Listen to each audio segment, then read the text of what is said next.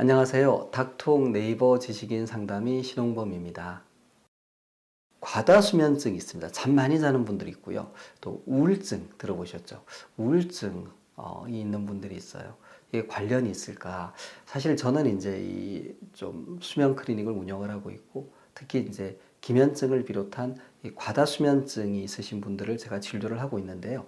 근데 그분들이 이제 그 증상을 느끼고 바로 저희 병원에 오시는 경우도 있지만, 사실 몇 년 동안 다른 이제 병의원에서 치료를 받다가 오시는 분들이 있어요.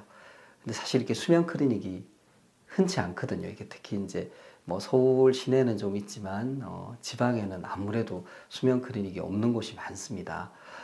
그래서 이제 졸리고 이렇게 힘들고 이러면 대개는 이제 정신건강학과를 가보게 되시고, 이제 가서 이제 상담을 하시고 진단을 받고 이제 약을 드시는데, 상당수가 이제 우울증 진단을 받고 우울증 약을 드셔보시다가 오시는 경우가 있습니다. 이게 사실은요, 이 우울증 환자분들이 보면 밤에 잠을 잘 못 주무시는 경우도 있고, 또 거꾸로 너무 많이 주무시는 분이 있어요. 밤낮 없이. 그러니까 일반적으로 우울증 환자분들은 사실은 우울하고 또 너무 절망적이고, 그래서 이제 또 불안하기도 하고 그래서 잠을 못 자는 경우가 더 많은데요. 우울증 중에도요, 비전형 우울증이라는 게 있습니다. 그러니까 보통 우울증하고 좀 다른 우울증이다라는 뜻이겠죠. 이런 경우에는 좀 잠을 많이 주무시고 또 식사도 많이 하세요. 그러니까 과식을 하기도 하고 살이 찌기도 하고, 이런 경우에는 우울증인데 잠을 많이 자는 우울증이에요.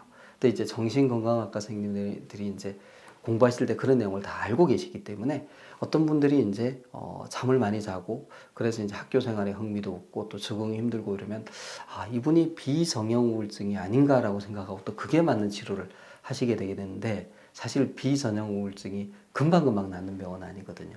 그러니까 이제 금방 그 졸리거나 이런 게 좋아지지 않더라도 약을 꽤 오래 드시게 되기도 하죠. 사실 이제 기면증이 워낙 희귀한 질환이기 때문에 정신건강학과 선생님들이 이제 잘 모르시는 부분도 있을 수 있어요. 의심을 하지 않으면. 또 한편으로는요, 그 ADHD라고 들어보셨죠?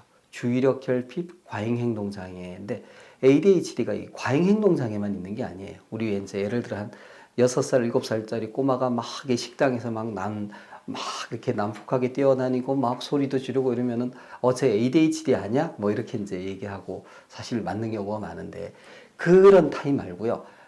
주의력 결핍, 주의력이 떨어져 있는, 이걸 이제 inattentive 타입이라고 그러는데, 이게 조금 이제 가만히 어떻게 보면 멍하니 있거나 좀 이렇게 좀 반응이 느린 이런 형태로도 그 ADHD가 나올 수 있습니다. 그러니까 이제 이렇게 뭐 수업 시간에 멍하니 있고 졸리기도 하고 이러면은, 이 친구가 ADHD의 이제 이너텐티브 타입이구나, 주의력 결핍 이런 타입이구나 해서 이제 그게 맞는 약을 또 처방을 하시는 경우도 있는데, 또 마침 그때 쓰는 이제 각성제가 이 졸음을 줄여주는데 도움이 돼요. 사실 그 약이 메틸페니데이트라는 약이 원래는 기면증 치료제로 나온 약을 이제 ADHD에서 빌려 쓰고 있는 거거든요. 그러니까 이제 어느 정도는 맞습니다. 그러니까 내가 ADHD 약을 먹으니까 덜 졸리니까 집중도 좀 되고 공부도 되죠. 나 이게 집중력 좋아졌어. 나는 ADHD 맞나 봐.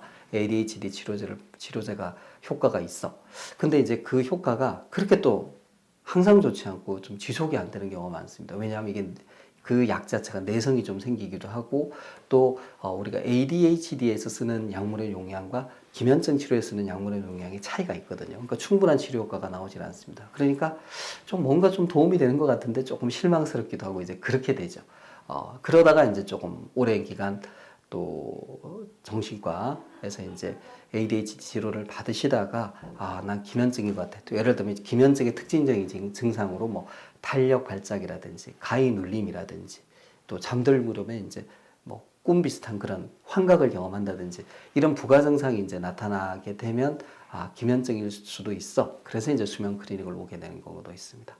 그래서 이제 정리를 하자면, 많이 졸리는 분들 중에 이제 우울증으로 진단을 받기도 하고 ADHD로 진단을 받을 수도 있다.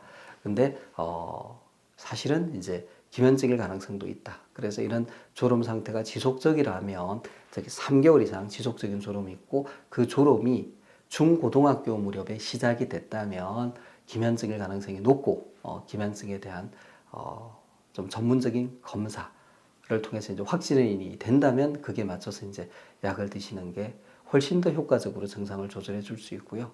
또 이제 기면증은 뭐 건강보험 산정 특례 질환이라서 이 약값, 진료비 이런 것들이 이제 또 많이 저렴하게 되는 그런 부분도 좀 있습니다. 이상입니다.